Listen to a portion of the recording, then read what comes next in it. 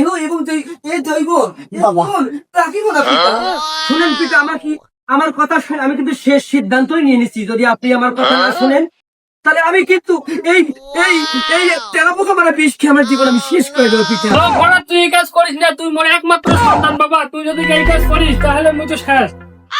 না পিতা, আপনি ঘরের ভিতরে আসিবেন না। আমি যে সিদ্ধান্ত নিয়েছি সেটাই সঠিক সিদ্ধান্ত। আমি আমার এই জীবন রাখিব না। বাবা তুই এই কাজ করিস না। তুই যে মেয়েকে পছন্দ করিস ওই মেয়েদের বাড়ি যাবো। আমাকে ছেড়ে দাও, ডোন্ট টাচ মি পিতা। বাবা তুই এই কাজ করিস না, তুমি আমার একমাত্র সন্তান। না পিতা, আমি আমার জীবন রাখিব না। আমি আমার ওই ঠিক আছে বাবা, আজকেই দেখতে যাব। না পিতা, আপনি আমার এই বিষের বোতলে হাত দিবেন না। এটাই এখন আমার জীবনের সঙ্গী পিতা। বাবা এটা আপনি বুঝছো, তুমি আমার তাহলে কথা দেন পিতা। তাহলে আপনি কি আমার ভালোবাসার মেয়ের কাছে যাবেন আমার বিয়ের প্রস্তাব নিয়ে? আজকেই যাব, বললামই তো আজকেই যাব। আচ্ছা, তুমি কথা বলো, বিকাল বেলা যাবো। তাহলে একেই বলে ঠেলার নাম বাবাজি, একেই বলে ঠেলার নাম বাবাজি। শেষমেশ তাহলে আপনি আমার মনের কথা বুঝতে পেরেছেন, এই জন্য আপনাকে অসংখ্য ধন্যবাদ জানাচ্ছি পিতা। সেই তুমি অপেক্ষা করো, সেই তোমার আমার মিলন হতে যাচ্ছে। তোমার বাড়িতে আজকে আমার বাবা যাবে বিয়ের প্রস্তাব নিয়ে। শ্রী, আমি যে পড়া আব্বা, আপনি একটা কথা মাথায় রাখবেন। কি কথা? আমরা যে এখানে যাচ্ছি অবশ্যই কিন্তু ওই আপনি মেয়ের বাড়িতে বিয়ের দিন তারিখ সমস্ত কিছু ঠিক করে ফেলবেন। চুপ কর তো, তোর লজ্জা সম্ভব কিছু নেই।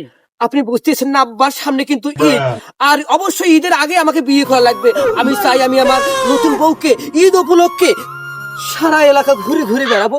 সারা কিছু কিছু জায়গা আমরা ঘুরে ঘুরে বেড়াবো। মানুষ দেখবে যে এই ছেলেটা বিয়েটা ঈদ উপলক্ষেই করছে।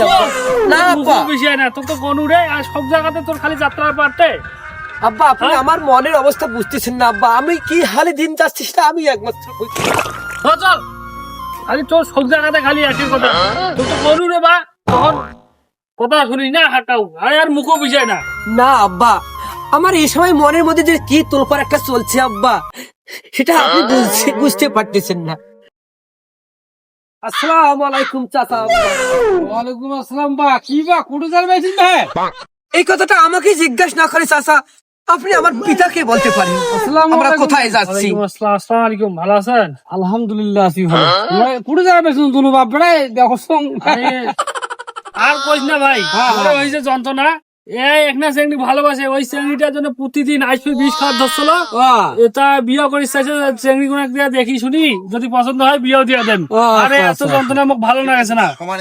আচ্ছা ভাই যাও তাহলে, যাও যাও যাও যাও, শুভ কাজ যাওয়া ভালো, সকাল সকাল যাও। আর আপনি আমার জন্য শুধু দোয়া রাখিবেন চাচা। হ্যাঁ চাচা, আপনি শুধু আমার জন্য দোয়া রাখিবেন। ঠিক আছে বাবা, ঠিক আছে, দোয়া করুন বাবা। যাও দূর বক্তই বিয়ে করি আইসু। ভাই চলেন আব্বা।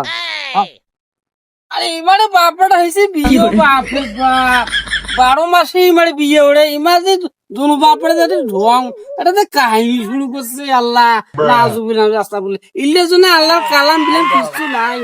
বাপরে বাপ, বাপের বেড়া ইমরে হচ্ছে বিয়ে ওরে। পিতা, হ্যাঁ উনি কি কিছু আপনাকে বললো? আরে কি আর করবে, মান সম্মান তো সবগুলা খেয়ে ভালো আছিস, তোর জন্য মোর মান সম্মান একটাও নাই। না পিতা, আপনি শুধু শুধু আমাকে বকা দিচ্ছেন কেন? আমার নামে অপবাদ দিচ্ছেন কেন পিতা? আপনারও বউ নাই, আমারও বউ নাই। আপনি বুঝতেছেন আপনার বউ না থাকা কতটা বিরহ যন্ত্রণা।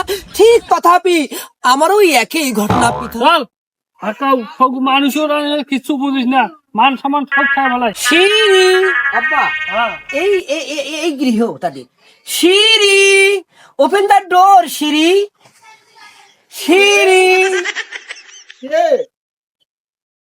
আসসালামু আলাইকুম আম্মা জান। ওয়ালাইকুম আসসালাম। ইনি কিন্তু আমার আব্বা, মাই ফাদার। আসেন ভিতরে আসেন, আমরা ভিতরে যাইতে পারি আম্মা জান? আসেন ভিতরে আসেন, ভিতরে আসেন।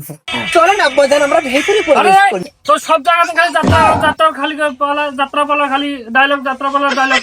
চল আরে আব্বা তো এটা তো আমার অভ্যাসে পরিণত হয়ে গেছে আব্বা জান। সিঁড়ি।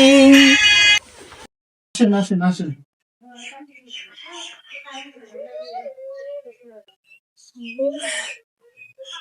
বসেন।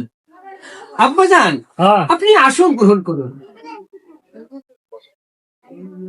ঠিক আছে আম্মা জান। তুমি লাইলি না? মজনু ভাই, মজনু ভাই না? হ্যাঁ আমি তো মজনু। তোমার বাসা কি এইখানে? হ্যাঁ মজনু ভাই, আমার বাসায় এটাই। এ কি তোমার ছেলে? হ্যাঁ, এটা আমার ছেলে। তার মানে আব্বাজান আমি তো কিছুই বুঝতে পারছি না, আপনাদের কি এমন কথোপকথন চলতেছে? আপনাদের কি আগে থেকেই কোনো সম্পর্ক বা কোনো চিনা জানার মধ্যে ছিল নাকি আব্বাজান? হ্যাঁ বাবা, অবশ্যই। মানে লাইলির সাথে আমার অনেক দিনের পরিচয়। আহ একসাথে আমরা পড়ালেখা করছিলাম ছোটবেলায়। আচ্ছা আব্বাজান, তাহলে তো আমার বিয়ের ব্যবস্থাটা আরো সহজ হয়ে গেল আব্বাজান। আরে বস, এত বাউরা কেন হলু? চুপ কর। লাইলি, তোমার সাথে আমার কিছু পার্সোনাল কথা আছে।